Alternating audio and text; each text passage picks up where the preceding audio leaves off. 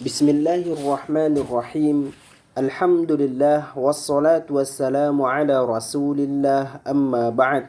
Nas'alullah at-tawfiqa wal inayah was siyanah wal inabah wad dawama 'ala al-mukarramat. Rabbi yassir wa la tu'assir, Rabbi tammim bil khair. Wala hawla wala quwwata illa billahil aliyyil azim. Suratul Ikhlas, yaitu surah Al-Ikhlas. Kita menjelaskan surat Al-Ikhlas dalam tafsir Al-Jalalain sesudah kita membaca tafsir surah An-Nas dan juga surah Al-Falaq. Nah, asbabun nuzul, yaitu penyebab turunnya surat Al-Ikhlas ini adalah di mana suatu ketika Nabi sallallahu alaihi wasallam ditanya tentang Tuhannya. Nah, su'ilan Nabi sallallahu alaihi wasallam an rabbih. Nabi ditanya tentang Tuhannya. Fanazala, maka turunlah ini ayat. Qul huwallahu ahad. Katakanlah, dia Allah adalah Esa. Dia Allah adalah Esa. Fallahu khabarun. Maka Allah, lafaz Allah adalah khabar. Huwa, yaitu mubtada. Wa ahadun, dan lafaz ahad kedudukan i'rabnya adalah badal daripada Allah. Badal daripada Allah atau khabar tsani atau khabar yang kedua daripada huwa. Khabar yang kedua daripada huwa. Allahus Samad. Allah tempat bergantung. Artinya hanya kepada Allah makhluk ini tempat meminta, tempat membutuhkan. Hanya kepada Allah makhluk, seluruh makhluk ini hanya kepada Allah berhajat.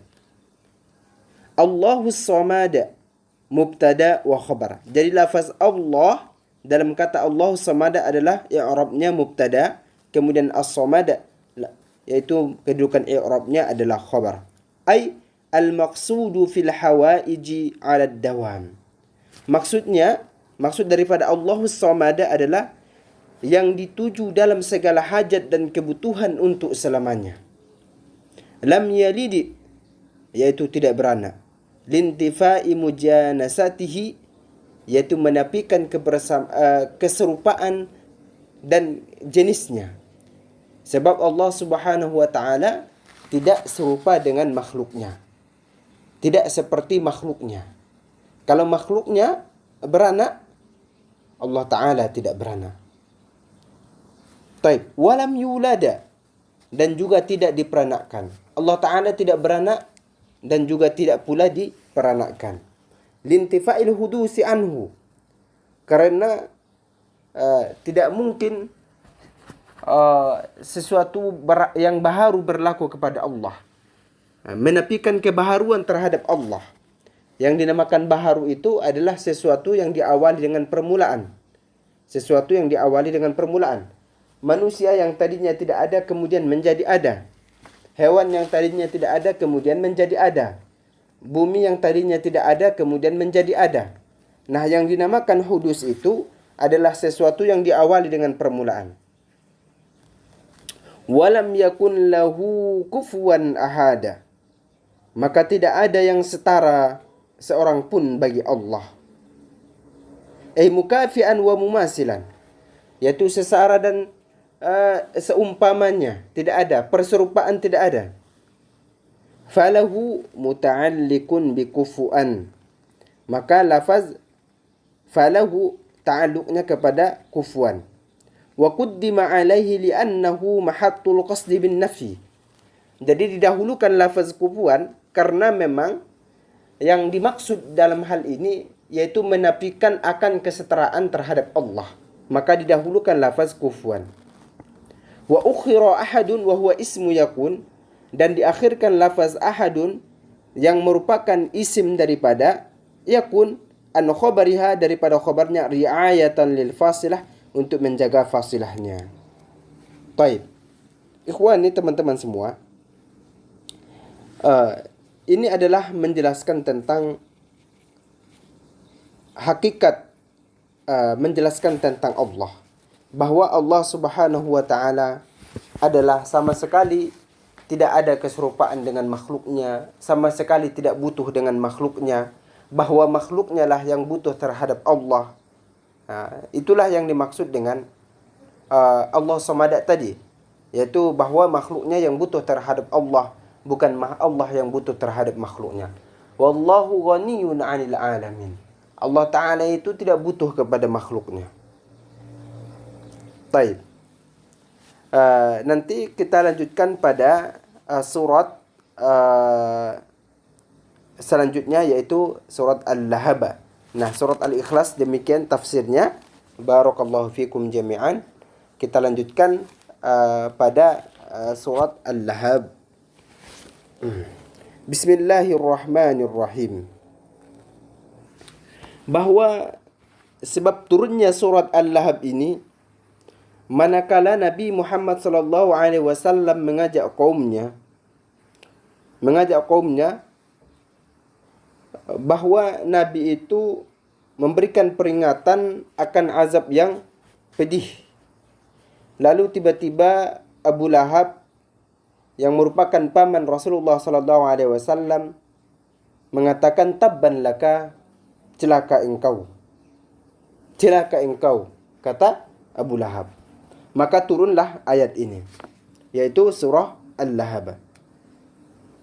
Lamma da'an Nabi sallallahu alaihi wasallam qaumahu, manakala Nabi Muhammad sallallahu alaihi wasallam mengajak kaumnya, wa qala, dan beliau mengucapkan, inni nadhirun lakum baina yaday azabin syadid.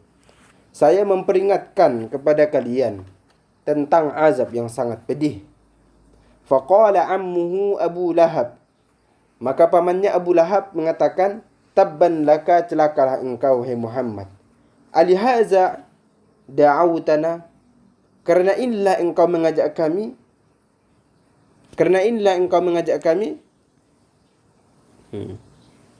Nazala, maka turunlah ayat tabbat, khasirat, yaitu celaka, merugi. Tabbat, celaka, merugi. Yada Abi Lahab, tabbat yada Abi Lahab, maka merugilah, celakalah Abu Lahab. Ay jumlatuhu wa ubbira anha bil yadaini majazan. Berarti yang dimaksud adalah bukan tangannya Abu Lahab doang yang celaka, tetapi Abu Lahabnya sendiri. Abu Lahabnya sendiri celaka. Kenapa disebutkan di sini tangan yada? Kenapa disebutkan di sini yada? Wa ubbira anha bil yadaini majazan. Jadi ini merupakan majaz, diberikan lafaz atau menggunakan lafaz yada, tangan, padahal yang dimaksud adalah seluruh anggota tubuhnya. Lianna aktsarul af'ali tuzawalu bihima. Sebab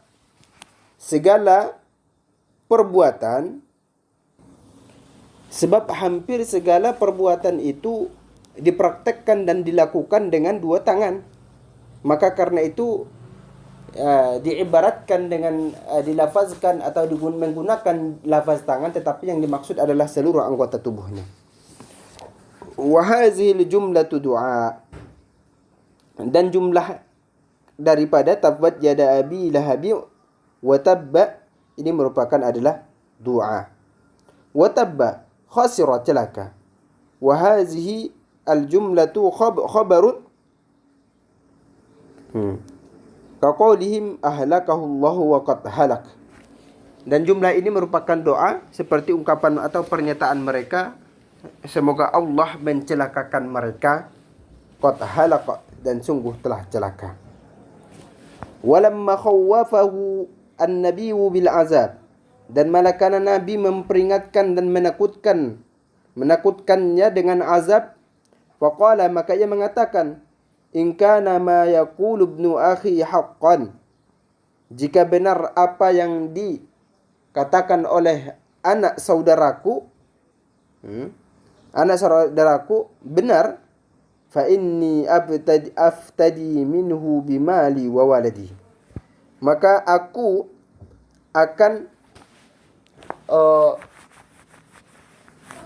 aftadi, ini maka aku akan mengorbankan dengan hartaku dan juga jiwaku. Maka aku akan mengorbankan dengan hartaku dan juga jiwaku.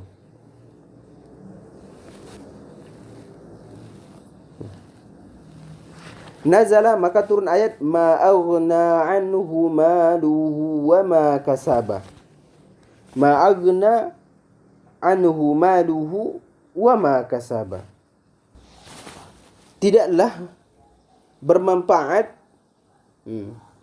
baginya hartanya dan juga apa yang ia usahakan. Tidak bermanfaat sama sekali. Wa kasbuhu, dan usahanya, ay waladuhu, anaknya. Wa aghna bimakna yughni. Wa aghna bimakna yughni, yaitu tidak berfaedah. Ada makna nafi. Baik. Sayasla naran dzata lahab. Baik. Kelak dia akan masuk ke dalam api yang bergejolak. Kelak dia akan masuk ke dalam api yang bergejolak, yang menyala luar biasa. Talahhab wa tawaqqada, yaitu menyala. Fahiya ma'alu takhniyatihi litalahhubi wajhi isyraqan wa humratan. Maka ia pun atau fahiya ma'alu takniyatihi litalahu biwajhi isyraqan wa humratan. Kata-kata ini pun dijadikan pula sebagai julukan namanya. Sebagai julukan namanya kunyah. Kunyah itu adalah julukan. Karena ia mempunyai muka yang berbinar-binar. Litalahu biwajhi, karena memiliki muka yang berbinar-binar. Isyraqan wa humratan, memancarkan sinar merah, agak kemerahan, menyala. Sehingga itu diberikan laqab atau diberikan kunyah kepadanya. Wa imra'atuhu hammalatal hatab, dan istrinya adalah pembawa kayu bakar. Istrinya adalah pembawa kayu bakar. Ataupun ala dhamiri yusalli, diatopkan kepada dhamir yusalli. Sawwaqahu al-faslu bil maf'uli wa sifatih wa hiya ummu jamil. Baik.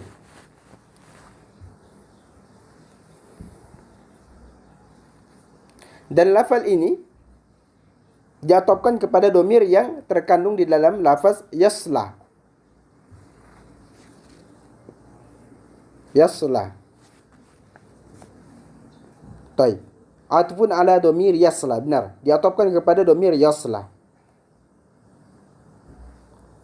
Baik. Sawwaqahul faslu bil maf'uli wa sifatih, diperbolehkan karena di antara keduanya terdapat pemisah,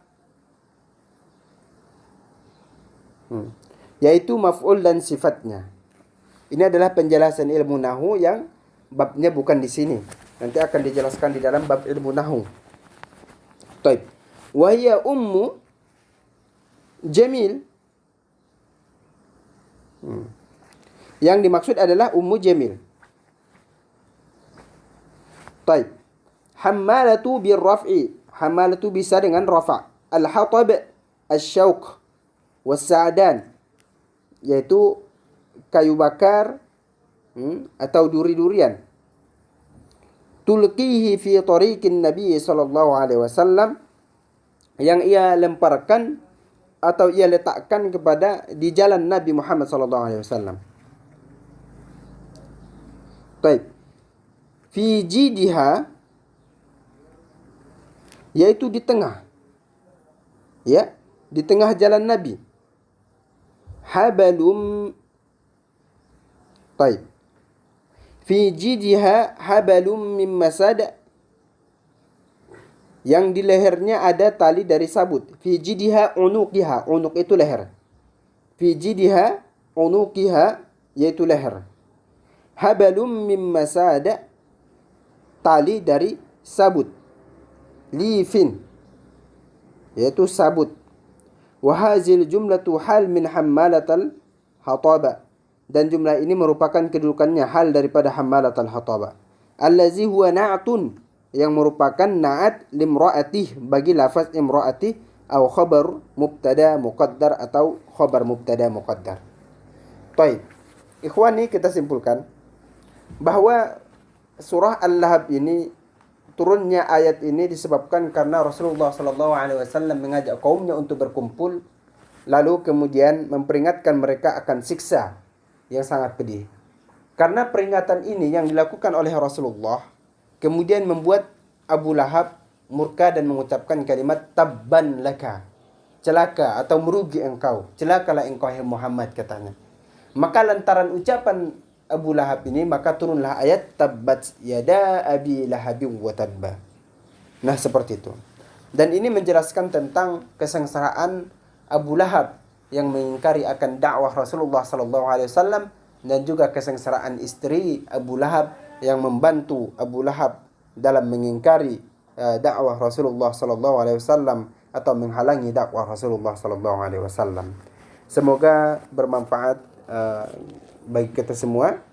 Kita cukupkan sampai di sini. Barakallahu fikum jami'an. Subhanakallahumma wa hamdik. Asyhadu an la ilaha illa anta astaghfiruka wa atubu ilaik.